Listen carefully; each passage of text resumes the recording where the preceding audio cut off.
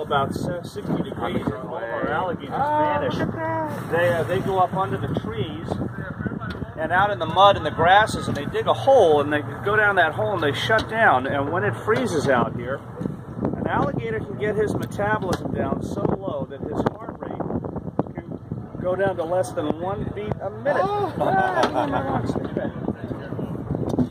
They control their body temperature by soaking up the sunlight on their back. Those little ridges on their back are what we call scutes.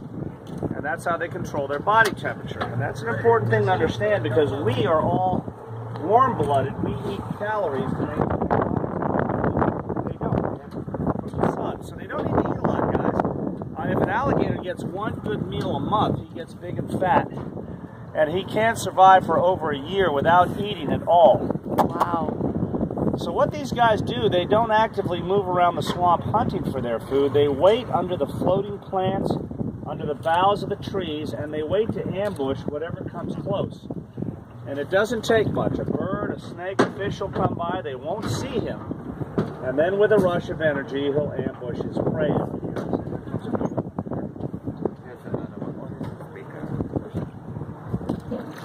Oh, a little backflip there for me. Come on. Now, you notice how that smaller one took off? Yep. Yeah, it's all about size. The smaller one, the big ones will eat the babies in a second. Oh my goodness. And they'll attack the smaller ones if they get in front of them, or if they get in their way, because they're interfering with their food sources. Right. And this is why you may have seen a TV show out here we call Swamp People. We only hunt alligators in the month of September. The reason we do it, they're not pack animals. Exactly what I said. They attack the little ones and eat the babies. So in September, the state figures out how many they want out of here, and they issue tags, 1 tag per alligator. We get the tags to hunt them, and we come out and we harvest the biggest ones possible so that the smaller ones can grow. The bigger ones won't attack them, and they can breed, keep a diversity in the population. Louisiana has the largest population of alligators in the country, because our state of Louisiana is 70% swamp and 1%. We're very surprised to find that out. It's majority swamp and 1%. Well, we got a lot more to show you here. We'll probably see some more alligators as we go out. So we have a couple of safety things to talk about, guys. The adults, guys don't have to wear life jackets. There are compartments under the seat. The average depth of the water out here is less than 6 feet, so it's not an issue of safety, really. If you were to go into the water, just stand up. It's not the Atlantic Ocean. It's not going to happen, though, but just in case, let you know. Fire extinguishers on either side of our console in case a fire breaks out, which will not, but if it does, that's what the fire extinguishers are. The one main thing I don't want you guys doing is I don't want you standing up while the boat is moving. These are natural waterways we're going out onto, and if I hit anything in the water that I don't see, obviously you'll get thrown down around the boat, so please don't stand up while the boat's moving. Keep your eye out in the sky for birds, up through the trees for animals, up in the water, everywhere. If you see something neat, let me know. I might miss it. I'll be happy to stop the boat and check it out. And of course, any questions about anything you have out here, feel free to ask. I'll give you the best answers I can. Where are you guys here from on this side? Toronto. Toronto. I used to play up there with a guy named a jazz musician. Pianist. Used to play up there with a guy named Jeff Keeley. Oh, really? Yes. Yeah. So let's head on out here, down our canal here. This waterway is not a natural waterway. This was dug out of here in 1928 to borrow the soil that they got dug out of here to build up the roadbed of the highway that goes across the swamp. U.S. Highway 90 that came across back in the late 1920s. Here's another alligator over on our left side as we pass up ahead here. He's heading over the shore over there. See him on the side there? Now that's a little one. We can tell how long he is by looking at the distance in inches from the front of the eyes to the back of the nose, the flat part between the eyes and the nose. He's got about 4 inches, so he's just barely 4 feet long. And then once we know how long he is, we can tell you how old they are by the growth rate. They'll grow about a foot a year for the first 6 feet. And after that, that takes 4 years a foot. They start slowing down in their growth because they're getting mature. So at 4 years, at 4 feet, he's about 4 years old. Now, a 10-foot alligator, that would be 6 years for the first 6 feet, 16 years for the next 4. He's about 22 years old. They can live to be over 75 years old. The males generally stop growing at about 15 feet, the females at about 12 feet. But these are the young ones. The real big ones haven't come out yet. The reason why, when they come out, they're going to have to bring their body temperature up. It got down to 45 degrees out here last night. it's going to get down even lower tonight. See, so, and the water is still so cold that the real big ones, it takes them longer to heat up. They're not going to come out of that hole they dig in the mud until they know it's at least 70 degrees constant temperature for about a week. Then they know it's the warm weather's here for good, and they'll start coming out because they're going to have to lay out in the sun for maybe a week to bring their body temperature up. So we see more big ones. Yeah, later on we would. Now just the small ones are coming out. Exactly. Well, let's get down our canal here. Here we're going to take you out through the swamp here. This is some storm and news up here. See what's down there.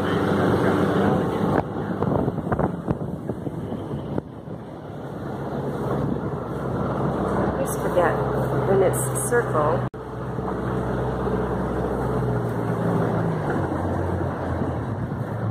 There's got a little one over here on his right side over here. He's trying to get over the boat.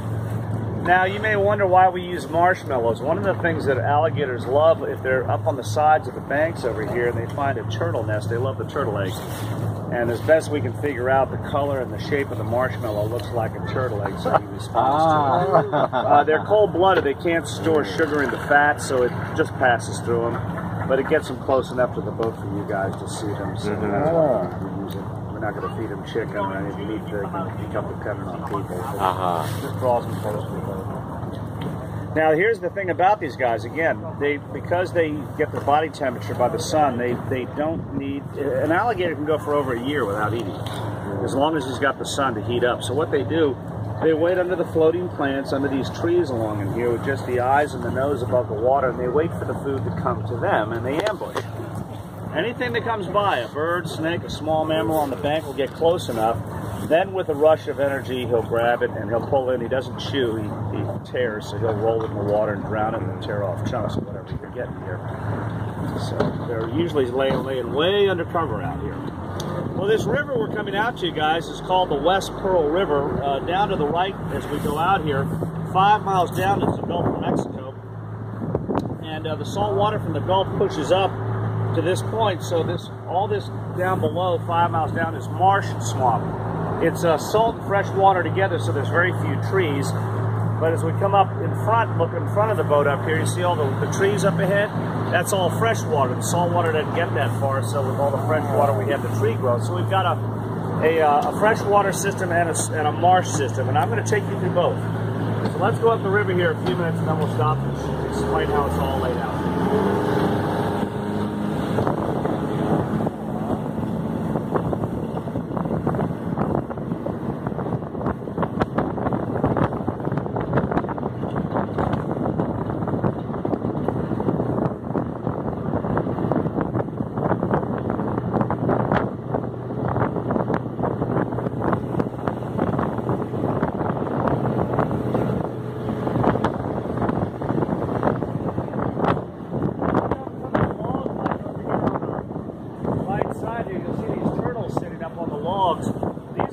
Pet turtle a lot of us had as a kid called a red-eared slider.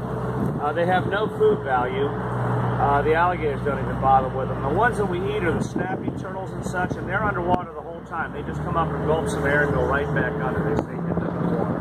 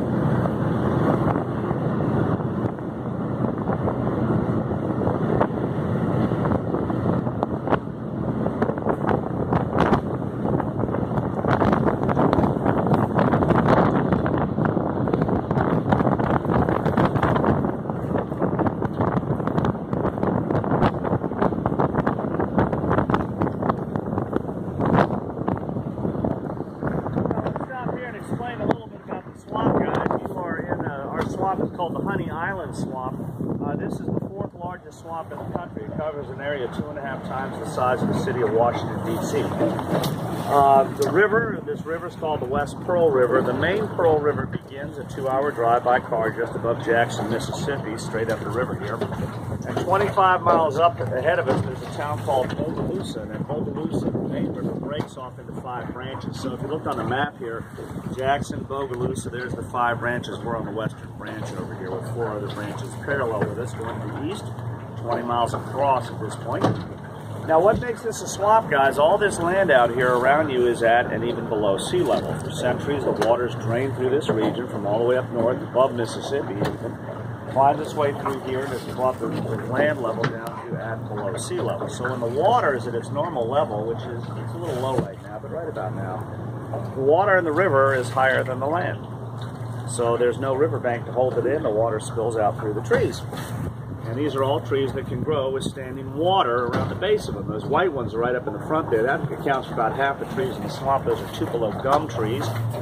We've got willow trees. We actually have a maple tree here that grows in water called a Drummond's maple. There's one right in the middle right there with maple leaf on it. And the big daddy of the swamp are these right here. These are the bald cypress trees. Now the wood from these trees, the cypress tree, is completely resistant to water, rot, and termites.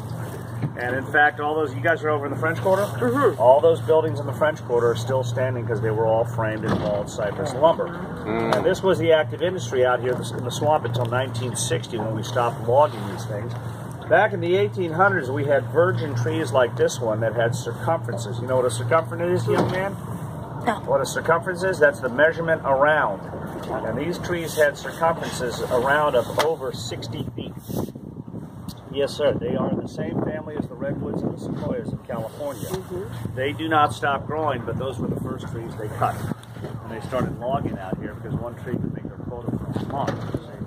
But this is why those things are sticking up. These are called the cypress knees. The top of it looks like a little kneecap. These are coming up off the roots of these trees, so that as they slowly get bigger and heavier over decades, they'll stabilize with that root system.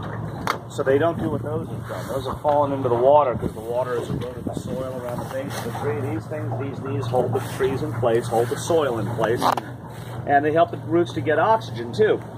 They call it a bald cypress. The reason why it's related to the redwoods, the sequoias of California, those are evergreens. This one is not. That's all spring growth right there. And in the wintertime, they all die at once, so the Indians said that the tree goes bald, and they called it bald cypress. So there are other types of cypress as well? Oh, yes, there are different kinds. The sequoias are related to it, all the redwoods, but those are evergreens. We stopped logging in 1960. They're protected now. We cannot touch these trees on public land, so all these trees will eventually get to be 60 feet in circumference. So come back on a reunion tour in about, I don't know, 300 years or so. Are there tree farms that are growing cypress? They are not, but what we are doing is LSU, the ag department, is growing these things hydroponically to increase the population. They're very slow to reproduce, which is why we had to stop logging. Here's the reason why.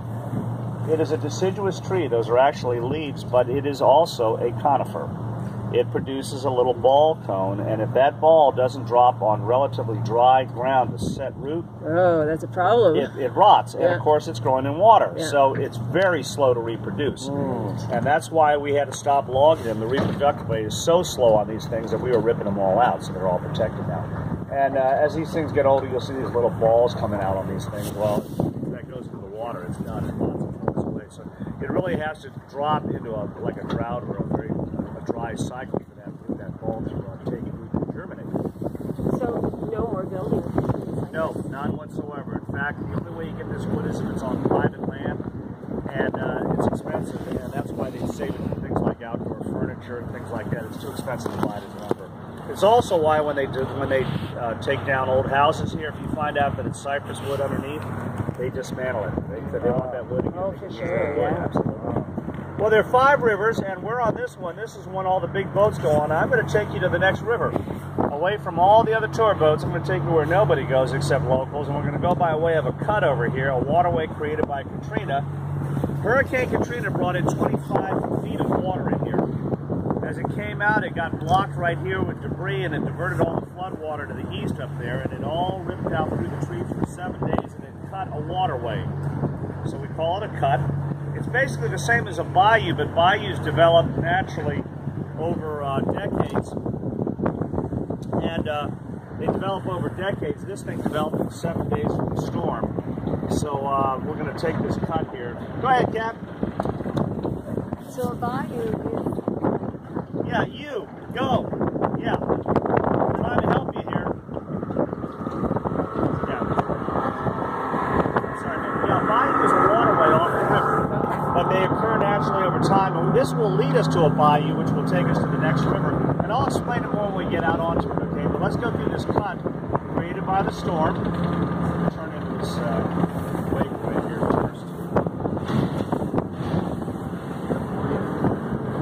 And see how the break in the trees? All the water went through there for 7 days, 25 feet high, ripped out all the trees, and it cut a waterway in the low topography of the land. After the water went down, this waterway was left in here. And now it's pretty well defined because the trees are gone and these grasses are growing in their place. All these grasses along here, this stuff is called sawgrass. You don't want to grab it. It's got a real nasty serrated edge to it that'll give you a bad paper cut. Small animals really like to hide under the sawgrass because we have our raptor birds out here, you know, our eagles, owls, and hawks and things. They're not going to fly into the sawgrass. It'll cut their feathers up.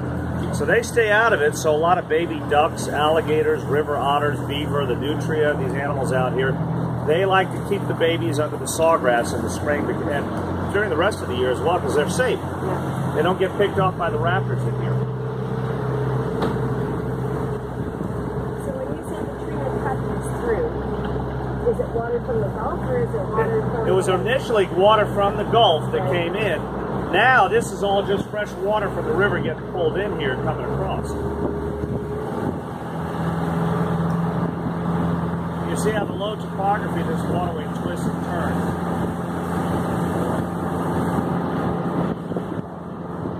This thing's only about 3 feet deep.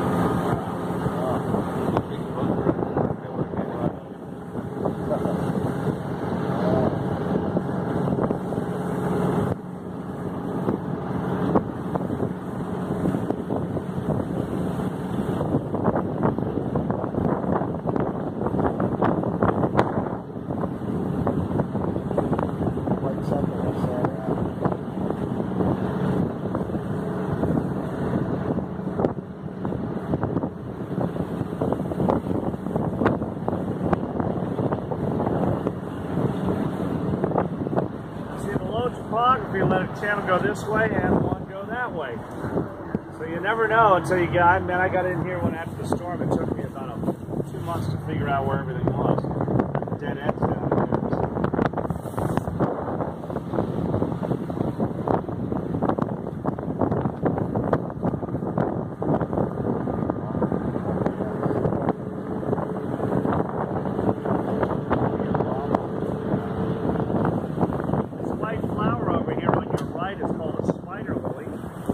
The 6 little delicate little petals to it, built in to make it look like a little spider.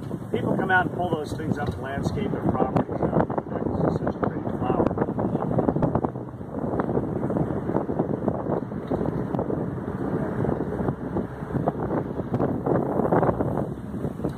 The alligators like freshwater, brackish water? Brackish, but they cannot go in salt water. They won't be on the coast. There's too much salt. They can't secrete it out of their skin or anything. So no, too high salt. That little purple flower back there, that's called the Louisiana iris. That's the state wildflower of Louisiana. You see a lot more of those further up in the front of the trees and stuff. Now, over here on your right, you see a duck box over here on the pole there. Conservation groups put these out for the ducks that we thought were endangered, particularly a tree duck, which the tree duck does not have webbed feet. He has clawed feet. He doesn't quack, he squeaks, so he doesn't walk like a duck or talk like a duck, but he's a duck. You see the cone on the pole there? You know what that's for, right? That's right. Alligators and snakes will climb up there to get the babies, so they put that cone to keep them not from getting in there to help save the babies.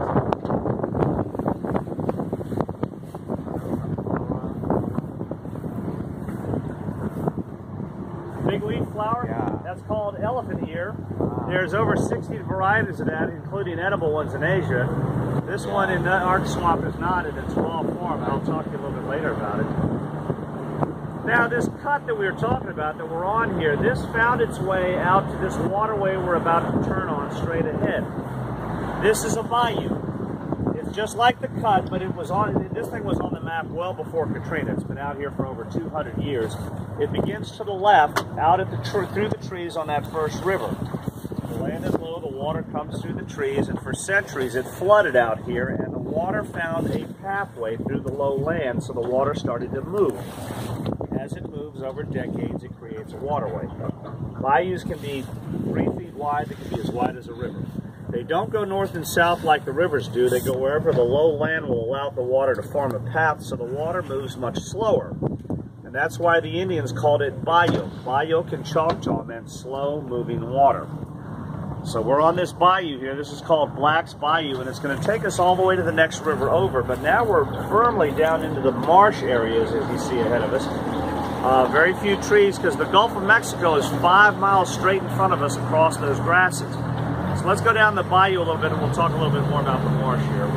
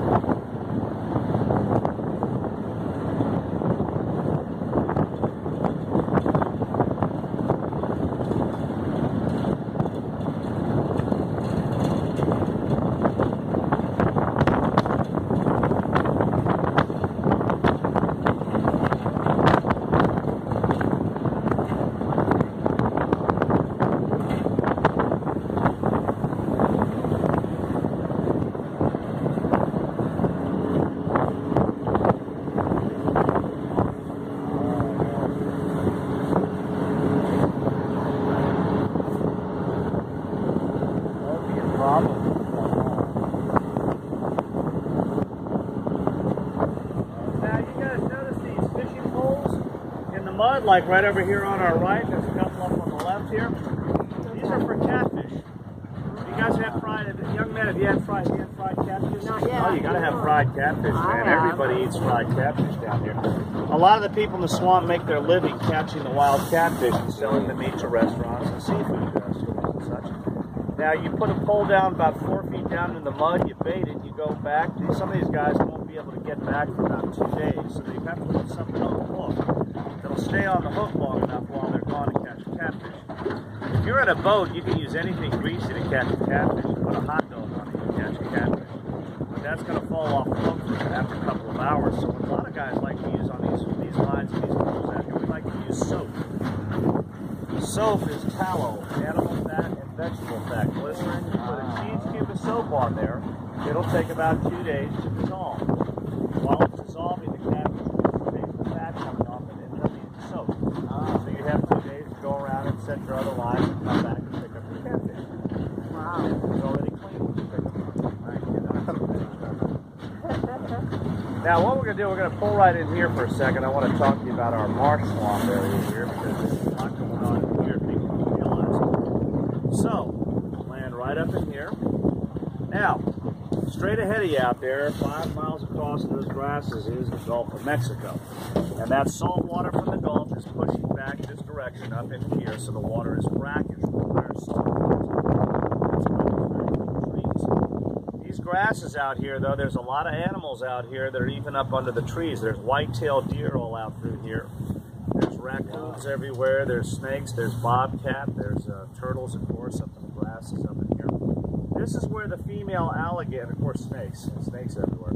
This is where the female alligator likes to go after she's mated to lay her eggs. She'll come out of the grasses out here and she'll lay a clutch of 20 to 60 eggs out in these grasses out here. And then after she lays them, she'll take her jaws and she'll pull up the vegetation and mud and bring it back and cover the eggs to make a mound. Now the reason she does that, when she lays those eggs, guys, there's no sex DNA in an alligator egg. It's determined by heat. That heat will affect the amino acid on the surface of the embryo as it develops. And the general rule is 90 degrees Fahrenheit. Anything below 90 degrees develops in the female, anything above it develops in the male. That mound is out here in the open sun. So the sun beats down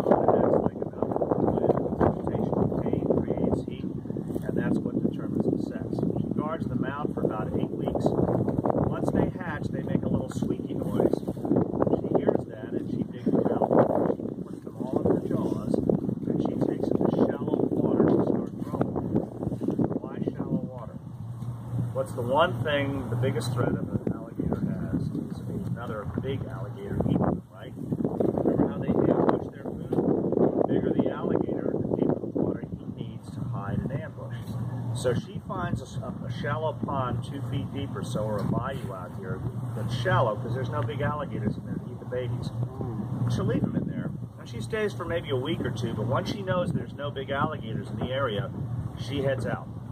Half of them will be gone in the first month. Birds, snakes, fish, they'll pick them off.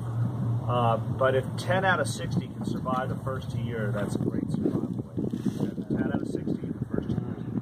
The mortality is very high, but they overcome that by the sheer volume of eggs. As you look out here, I want you to notice. See every one of those little brown chunks of vegetation out there? Every one of those all the way out is an alligator now. Oh my goodness, so many. Yeah, this is why. And right within your view, there's a couple of thousand alligator eggs being laid out here. So just by the sheer volume of eggs being laid out here, they overcome the mortality rate. So they mate once a year? They mate twice. It's usually in the spring, but they can do a late fall. But the mortality on those is very, very high because the babies will be born in the late fall when the cold weather comes in, and they may not be able to survive it. Right. And how long does it take after the alligator lays the eggs? About 8 months. See, now in the summertime, you don't have any reason to go out there because she's out there. These grasses are high and she's protecting that nest. You walk up on that mound and she'll be on top of you so quickly to protect her. Vicious, so you don't want to be out there. I don't think I ever want to. Yeah, well, we come out here in the winter, we hunt duck, you know. Duck goes to shoot duck. I go out there in the winter and I bring my duck back. Not in the summertime, there's nothing to hunt. You don't want to go out there. I'm amazed at deer and stuff. Oh yeah, everything's out here. Everything swims out in the swamp. Everything swims. Now, young man, come on down off that ledge there. And that's what we're going to do now. We're going to take our bayou all the way to the next river, this middle pearl. Once we get on that one, we're going to go upriver out of the marsh and back up into the fresh water so you see those beavers. Next stop is the Amazon.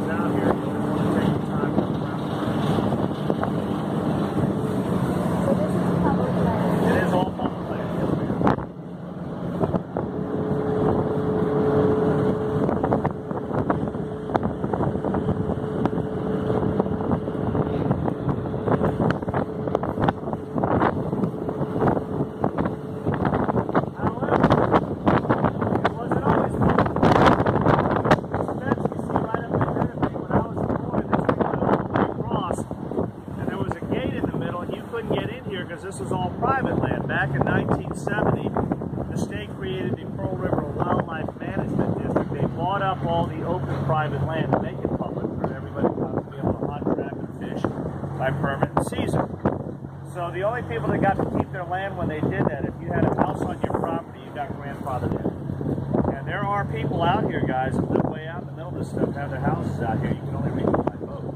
They're still out here, been out here for generations. They got grandfathered in. Their land is private. They can sell it, but nobody ever sells it. So this is the second of the 5 rivers. Down there to the right, about 5 miles is the Gulf. So we start going upriver, away from the salt water, pushing up, slowly getting back into the fresh water, and the trees will start coming in.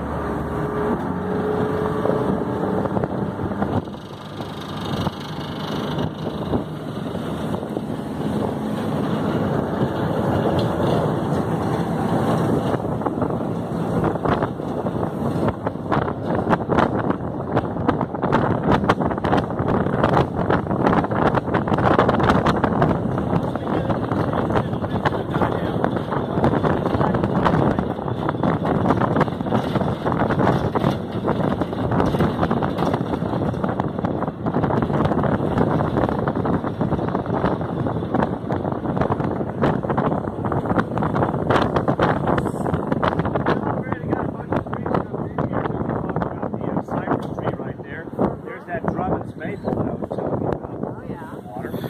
We didn't talk to you about this gray stuff hanging off the branches of the tree. You know what this is called? What's moss? Yeah, it's called Spanish moss, is what we call it. It's actually not a moss, though. This is a plant referred to as an epiphyte. An epiphyte is a plant that grows on the plants. It grows on the branches of the trees. All it lives on is rainwater and air. It spreads by the wind, tearing off the end. It'll blow through the wind, snag on the branch of another tree downwind, and those pieces just keep growing. They've used this for all kinds of things over the years, guys. If you have a house in New Orleans built before 1920, in fact, all those buildings in the French Quarter, all the walls are stuffed inside with moss for insulation. My grandfather used to come around here in 1900 with a pirogue and a pole and pull down 500 pounds of this stuff. Took 2 hours. Oh my goodness. Took 2 hours, and they bought it from him for $1. The collection area and slide. No, $1 for 2 hours of work in 1900. Dollar was $1 back then. That wasn't that bad a deal. They used to mix it in with plaster to reinforce plaster to make it stronger, like putting rebar and cement. They use it for seats and mattresses as a stuffing material. Henry Ford's Model T Ford made across the water from you in Detroit, right? His seat factory was not in Detroit. His seat factory was in New Orleans. Now, you're from New Orleans, born and raised? You know where the Domino Sugar is down in Chalmette? Right next to it, upriver, is a building, a factory building, and that was Henry Ford's original seat factory building. And the reason he did it, now I don't want you guys grabbing any vegetation out here. There's a huge amount of spiders and bugs in this out here, and I don't want you to get bits. Let me check this first. You can feel it there. See, they call it moss because it's got that spongy exterior to it, right? It soaks up